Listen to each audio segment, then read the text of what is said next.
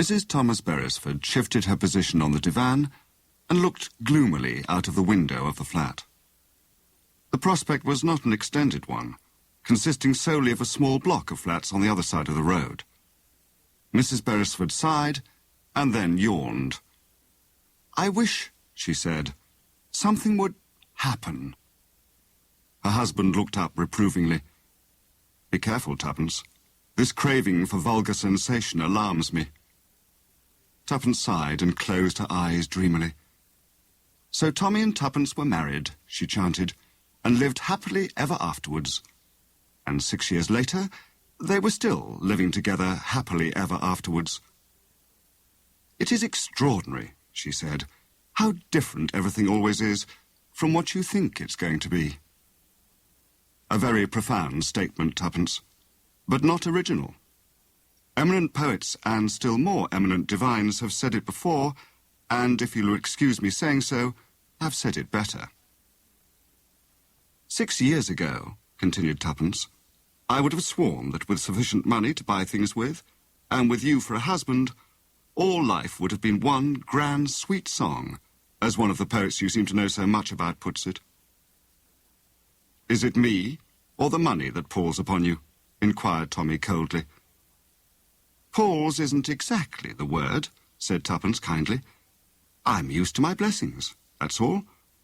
Just as one never thinks what a boon it is to be able to breathe through one's nose until one has a little cold in the head."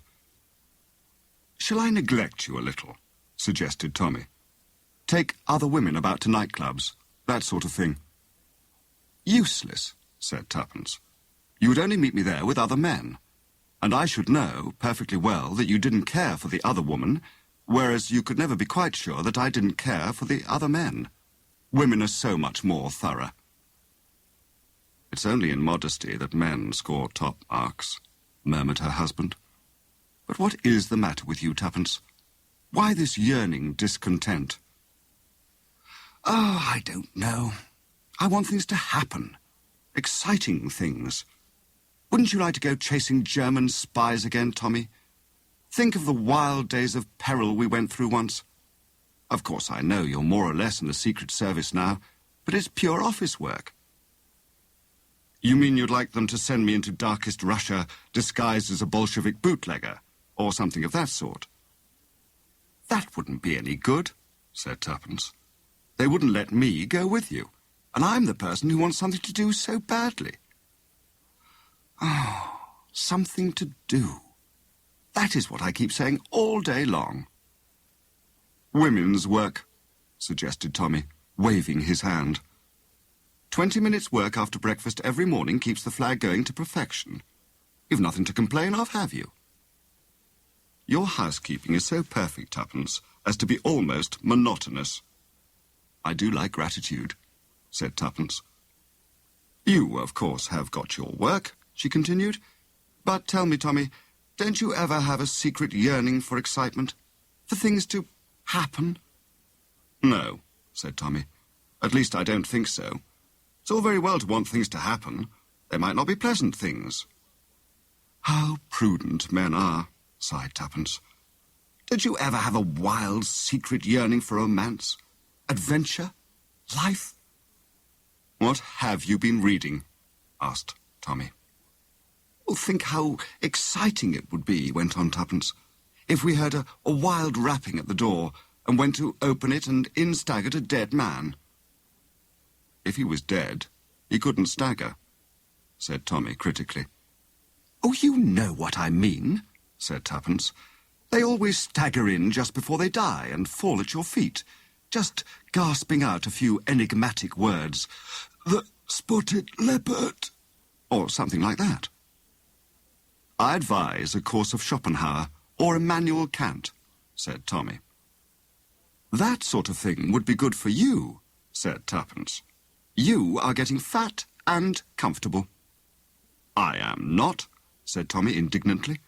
"Anyway, you do slimming exercises yourself." "Everybody does," said Tuppence. "When I said you were getting fat, I was really speaking metaphorically. You are getting prosperous and sleek and comfortable." "I don't know what has come over you," said her husband. A spirit of adventure, murmured Tuppence. It's better than a longing for romance anyway. I have that sometimes too. I think of meeting a man, a really handsome man. You've met me, said Tommy. Isn't that enough for you? A brown, lean man, terrifically strong, the kind of man who can ride anything and lassoes wild horses. Complete with sheepskin trousers and a cowboy hat, interpolated Tommy sarcastically. And has lived in the wilds, continued Tuppence. I should like him to simply fall madly in love with me. I should, of course, rebuff him virtuously and be true to my marriage vows, but my heart would secretly go out to him. Well, said Tommy, I often wish that I may meet a really beautiful girl. A girl with corn-coloured hair who will fall desperately in love with me. Only I don't think I shall rebuff her. In fact, I'm quite sure I don't. That, said Tuppence, is naughty temper. What, said Tommy, is really the matter with you, Tuppence? You've never talked like this before. No, but I've been boiling up inside for a long time, said Tuppence. You see, it's very dangerous to have everything you want, including enough money to buy things. Of course, there are always hats. Oh, you've got about 40 hats already, said Tommy, and they all look alike. Hats are like that, said Tuppence. They're not really alike. There are nuances in them. I saw a rather nice one in Violette's this morning. If you haven't got anything better to do than going on buying hats you don't need, that's it, said Tuppence. That's exactly it. If I had something better to do. I suppose I ought to take up good works. Oh, Tommy, I do wish something exciting would happen. I really do feel it would be good for us. At that moment, the door opened, and a tall lad of 15, who seemed undecided as to whether he was a butler or a page boy, inquired in a truly magnificent manner, "Are you at home, madam? The front door bell has just rung." "I wish Albert wouldn't go to the pictures," sighed Tuppence, after she had signified her assent, and Albert had withdrawn. "He's copying a Long Island butler now. Thank goodness I've cured him of asking for other people's cards and bringing them to me on a salver." The door opened again, and Albert announced, "Mr. Carter," much as though it were a royal title. "The chief," muttered Tommy, in great surprise. Tuppence jumped up with a glad exclamation and greeted a tall, grey-haired man with piercing eyes and a tired smile. "Mr. Carter, I am glad to see you." "That's good, Mrs. Tommy. Now, answer me a question. How's life generally?" "Satisfactory, but dull," replied Tuppence with a twinkle. "Better and better," said Mr. Carter. "I'm evidently going to find you in the right mood." "This," said Tuppence, "sounds exciting." Albert, still copying the Long Island butler, brought in tea. When this operation was completed without mishap, and the door had closed behind him, Tuppence burst out once more. "You did mean something, didn't you, Mr. Carter? Are you going to send us on a mission into darkest Russia?" "Not exactly that," said Mr. Carter. "But there is something." "Yes, there is something. I don't think you're the kind who shrinks from risks. Are you, Mrs. Tommy?" Tuppence's eyes sparkled with excitement. "There is certain work to be done for the department, and I just fancied that it might suit you two." "Go on," said Tuppence. "I see that you take the Daily Leader," continued Mr. Carter, picking up that journal from the table. He turned to the advertisement column and indicated a certain advertisement with his finger, pushed the paper across to Tommy. "Read that out," he said. Tommy complied. "The International Detective Agency. Theodore Blunt, manager. Private inquiries. Large staff of confidential and highly skilled inquiry agents. Utmost discretion. Consultations free. 118 Hallam Street, W.C.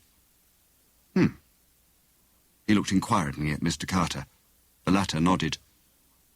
That detective agency has been on its last legs for some time, he murmured.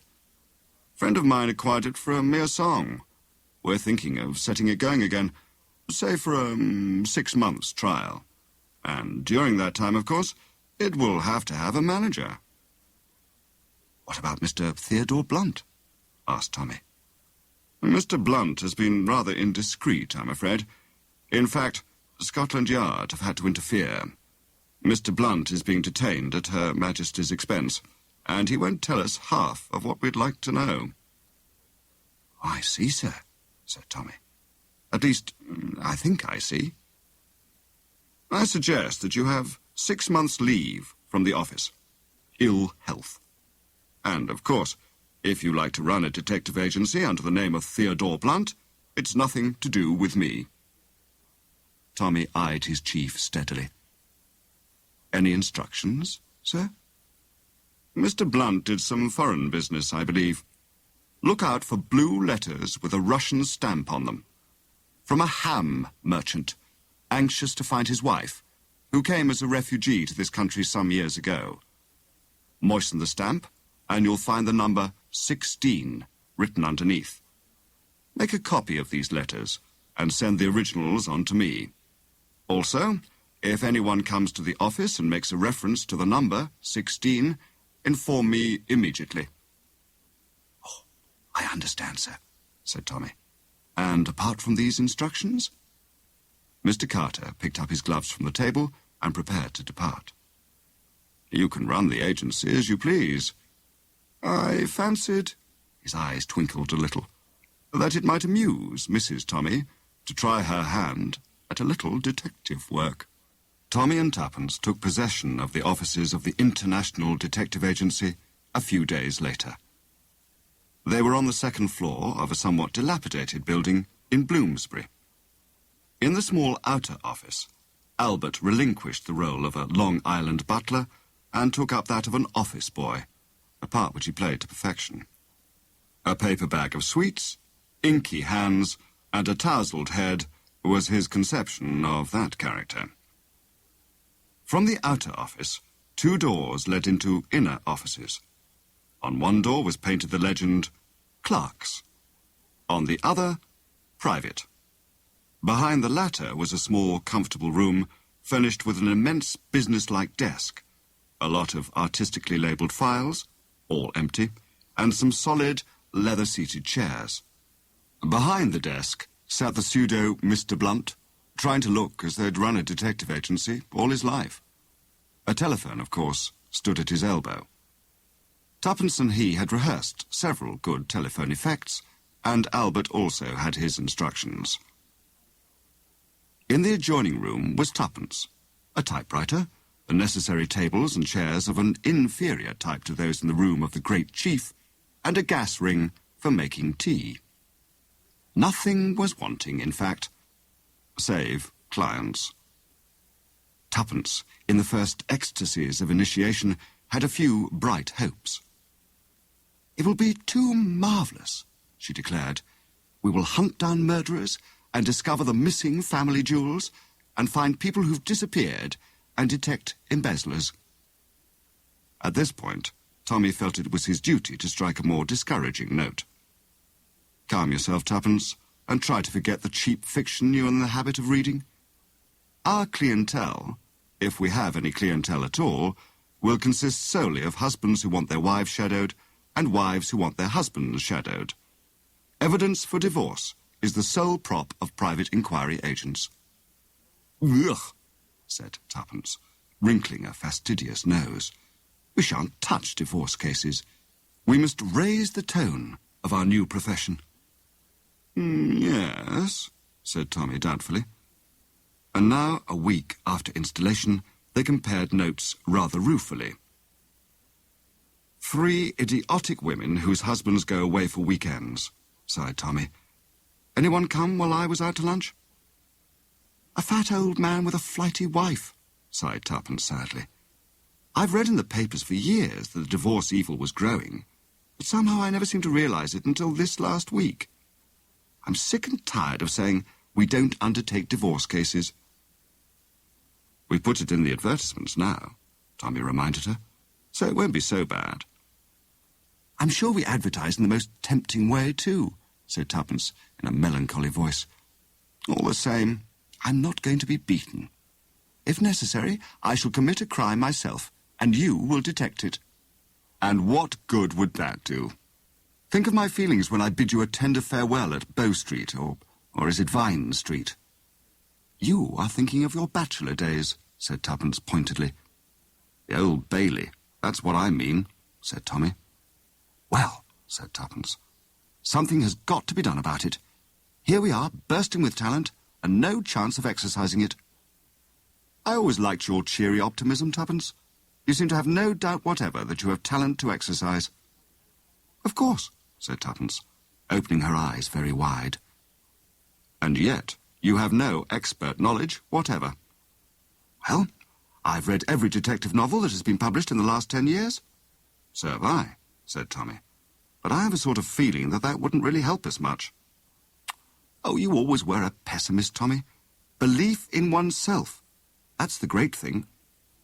Well, you've got it all right, said her husband. Of course it's easy in detective stories, said Tuppence thoughtfully. Because, well, one works backwards. I mean, if one knows the solution, one can arrange the clues. I wonder now... She paused, wrinkling her brows. Yes, said Tommy, inquiringly. I've got a sort of idea, said Tuppence. It hasn't quite come yet, but it's coming. She rose resolutely. I think I shall go and buy that hat I told you about. Oh, God, said Tommy. Another hat. It's a very nice one, too, said Tuppence, with dignity. She went out with a resolute look on her face. Once or twice in the following days, Tommy inquired curiously about the idea. Tuppence merely shook her head and told him to give her time. And then, one glorious morning, the first client arrived, and all else was forgotten. There was a knock on the outer door of the office, and Albert, who had just placed an acid drop between his lips, roared out an indistinct, "Come in." He then swallowed the acid drop whole in his surprise and delight, for this looked like the real thing.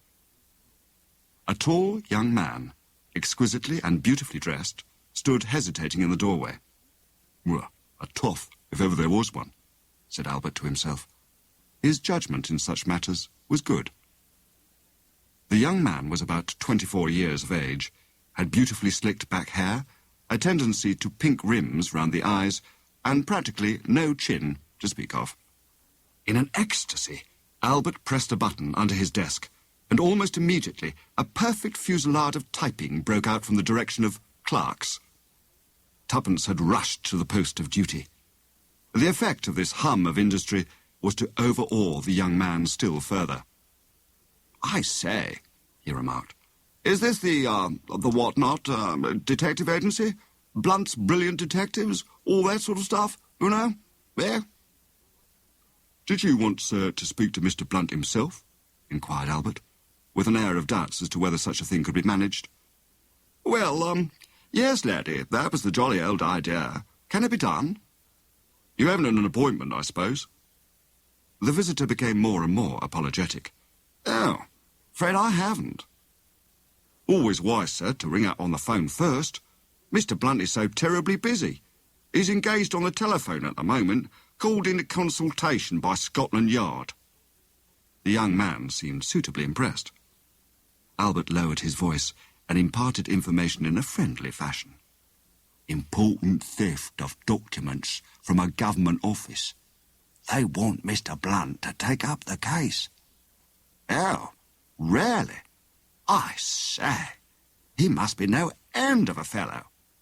"The boss, sir," said Albert, "is it." The young man sat down on a hard chair, completely unconscious of the fact that he was being subjected to keen scrutiny by two pairs of eyes looking through cunningly contrived peepholes. Those of Tuppence, in the intervals of frenzied typing, and those of Tommy, awaiting a suitable moment. Presently, a bell rang with violence on Albert's desk. "The boss is free now. I'll find out whether he can see you," said Albert, and disappeared through the door marked private. He reappeared immediately. "Will you come this way, sir?" The visitor was ushered into the private office, and a pleasant-faced young man with red hair and an air of brisk capability rose to greet him. "Sit down. You wish to consult me? I am Mr. Blunt." "Oh, really? I say. Well, you're awfully young, aren't you?" "The day of the old man is over," said Tommy, waving his hand. "Who caused the war? The old man. Who is responsible for the present state of unemployment? The old man. Who is responsible for every single rotten thing that has happened? Again, I say, the old men." "Oh, I expect you're right," said the client. "I know a fellow who's a poet. At least, he says he's a poet, and he always talks like that. Let me tell you this, sir. Not a person on my highly trained staff is a day over 25. That is the truth." Since the highly trained staff consisted of Tuppence and Albert, the statement was truth in itself. "And now, the facts," said Mr. Blunt. Well, I want you to find someone that's missing," blurted out the young man. "Quite so. Will you give me the details?" "Well, you see, it's rather difficult. I mean, it's frightfully delicate and all that. She might be frightfully waxy about it. I mean, well, it's so dashed difficult to explain." He looked helplessly at Tommy. Tommy felt rather annoyed. He'd been on the point of going out to lunch, but he foresaw that getting the facts out of his client would be a long and tedious business. "Did she disappear of her own free will, or do you suspect abduction?" he demanded crisply. "I don't know," said the young man. "I don't know anything." Tommy reached for a pad and pencil. "First of all," he said, "will you give me your name? My office boy is trained never to ask names. In that way, consultations can remain completely confidential." Oh, rather," said the young man. "Jolly good idea. My name, Smith." "Oh, no," said Tommy. "The real one, please." His visitor looked at him in awe. St. Vincent," he said. "Lawrence St. Vincent." "It's a curious thing," said Tommy, "how very few people there are whose real name is Smith. Personally, I don't know anyone called Smith. But 9 men out of 10 who wish to conceal their real name give that of Smith. I'm writing a monograph upon the subject." At that moment, a buzzer purred discreetly on his desk. That meant that Tuppence was requesting to take hold. Tommy, who wanted his lunch, and who felt profoundly unsympathetic towards Mr. St. Vincent, was only too pleased to relinquish the helm. "Excuse me," he said, and picked up the telephone. Across his face there were rapid changes: surprise, consternation, slight elation. "You don't say so," he said into the phone. "The Prime Minister himself? Oh, of course, in that case I'll come round at once." He replaced the receiver on the hook and turned to his client. "My dear sir, I must ask you to excuse me. A most urgent summons. If you will give the facts of the case to my confidential secretary, she will deal with them." He strode to the adjoining door. "Miss Robinson." Tuppence, very neat and demure with smooth black head and dainty collars and cuffs, tripped in. Tommy made the necessary introductions and departed. "A lady you take an interest in has disappeared, I understand, Mr. St. Vincent," said Tuppence in her soft voice, as she sat down and looked at Mr. Blunt's pad. "A young lady?" Oh, rather," said St. Vincent. "Young and, awfully good-looking and all that sort of thing." Tuppence's face grew grave. "Dear me," she murmured. "I hope that—" "You don't think that anything's really happened to her?" demanded Mr. St. Vincent, in lively concern. "Oh, We must hope for the best, said Tuppence, with a kind of false cheerfulness which depressed Mr. St. Vincent horribly. Oh, now look here, Miss Robinson. I say, you must do something. Spare no expense. I wouldn't have anything happen to her for the world. You seem awfully sympathetic, and I don't mind telling you, in confidence, that I simply worship the ground that girl walks on. She's a topper, an absolute topper. Please, tell me her name and all about her. Well, her name's Jeanette. I don't know her second name. She works in a hat shop, Madame Violette's, in Brook Street, but she's as straight as they make them. Ticked me off no end of times. I went round there yesterday, waiting for her to come out. All the others came, but not her. Then I found out that she'd never turned up that morning to work at all. Sent no message either. Old Madame was furious about it. I got the address of her lodgings, and I went round there. She hadn't come home the night before, and they didn't know where she was. I was simply frantic. I thought of going to the police, but I knew that Jeanette would be absolutely furious with me for doing that if she really were all right, and had gone off on her own. Then I remembered that she herself had pointed out your advertisement to me one day in the paper, and told me that one of the women who'd been in buying hats had simply raved about your ability and discretion and, well, all that sort of thing. So I toddled along here right away. I see, said Tuppence. What is the address of her lodgings? The young man gave it to her. That's all, I think, said Tuppence, reflectively.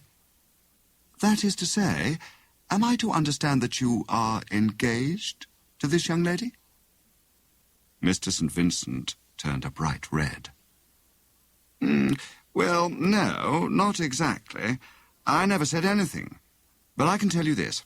I mean to ask her to marry me as soon as ever I see her, if I ever do see her again. Tuppence laid aside her pad. Do you wish for our special 24-hour service? She asked, in businesslike tones. What's that? The fees are doubled, but we put all our available staff onto the case. Mr. St. Vincent, if the lady is alive, I shall be able to tell you where she is by this time tomorrow. What? Oh, I say, that's wonderful. We employ experts, and we guarantee results, said Tuppence crisply. But I say, you know, you must have the most topping staff. Oh, we have, said Tuppence. By the way, you haven't given me a description of the young lady. Well, she's got the most marvellous hair, sort of golden, but very deep, like a jolly old sunset. Yeah, that's it, a jolly old sunset. You know, I never noticed things like sunsets until lately. Poetry, too. There's a lot more in poetry than I ever thought. Red hair, said Tuppence, unemotionally, writing it down. What height should you say the lady was? Oh, tallish, and she's got ripping eyes, dark blue, I think, and a sort of decided manner with her. Takes a fellow up short sometimes. Tuppence wrote down a few words more, then closed her notebook and rose. If you will call me here tomorrow at 2 o'clock, I think we shall have news of some kind for you, she said. Good morning, Mr. St. Vincent. When Tommy returned, Tuppence was just consulting a page of Debrett. I've got all the details, she said succinctly. Lawrence St. Vincent is the nephew and heir of the Earl of Cheriton. If we pull this off, we shall get publicity in the highest places. Tommy read through the notes on the pad. What do you think has really happened to the girl? He asked. I think, said Tuppence, that she has fled at the dictates of her heart, feeling that she loves this young man too well for her peace of mind. Tommy looked at her doubtfully. I know they do that in books, he said, but I've never known any girl who did it in real life. No, said Tuppence. Well, perhaps you're right. But I dare say Lawrence St. Vincent will swallow that sort of slush. Oh, he's full of romantic notions just now. Oh, by the way, I guaranteed results in 24 hours. Our special service. Tuppence, you congenital idiot. What made you do that? The idea just came into my head. I thought it sounded rather well. Don't you worry. Leave it to Mother. Mother knows best. She went out, leaving Tommy profoundly dissatisfied. Presently he rose, sighed, and went out to do what could be done, cursing Tuppence's over-fervent imagination. When he returned, weary and jaded at 4:30, he found Tuppence extracting a bag of biscuits from their place of concealment in one of the files. "You do look hot and bothered," she remarked. "What have you been doing?" Tommy groaned. "Making a round of the hospitals with that girl's description." "Why didn't you leave it to me?" demanded Tuppence.